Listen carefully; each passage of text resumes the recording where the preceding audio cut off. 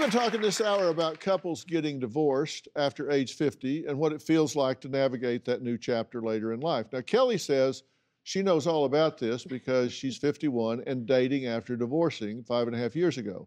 Now, she's here with her matchmaker, Simona Fusco, who's not just a matchmaker. I mean, she is world renowned for this and very professional, very responsible, very ethical in the way she goes about all of this.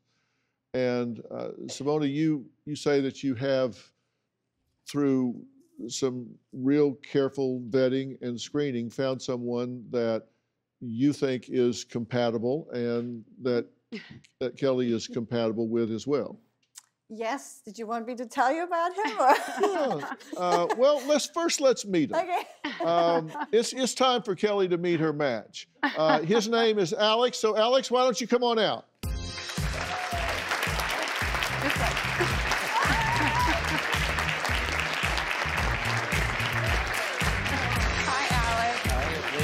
Thank you so much. Yeah. Such a pleasure. Thank you so much. Thank you. Alex, how are you? Oh my goodness, thank you. So kind. So tell me about yourself. Where are you from? What do you do? Oh, that's a loaded question.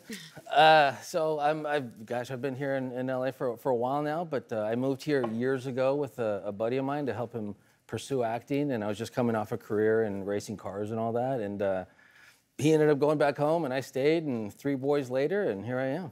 Yeah. So what are some of the things that you're looking for in a potential partner? You know, for a long time there, I was looking, searching, you know, chasing and all that. And what I realized was that, you know, I had a lot of work to do on myself.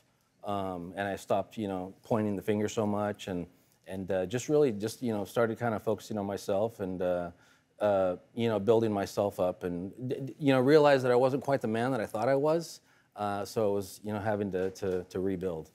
When you came out and met Alex, what was your first reaction?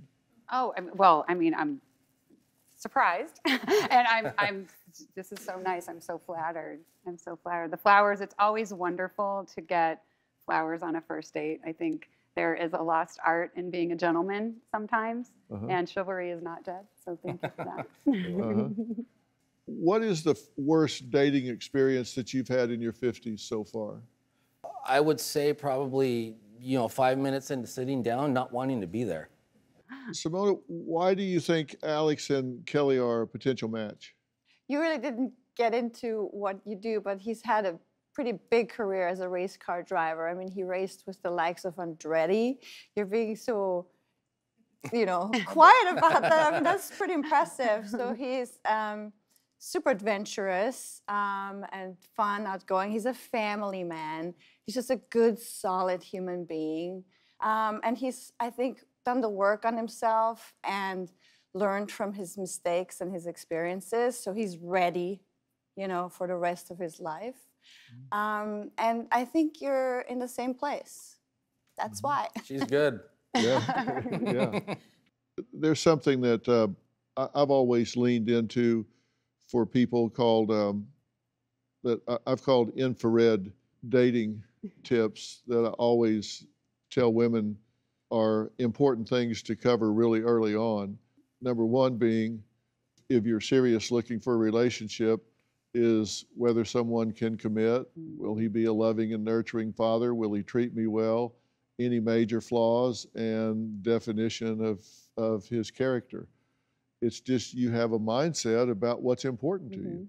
Because if there are deal breakers early on for either one of you, you want to know that. And, you know, that's a reasonable thing, right? That's what you want to know. And, of course, you've done a lot of that going in already.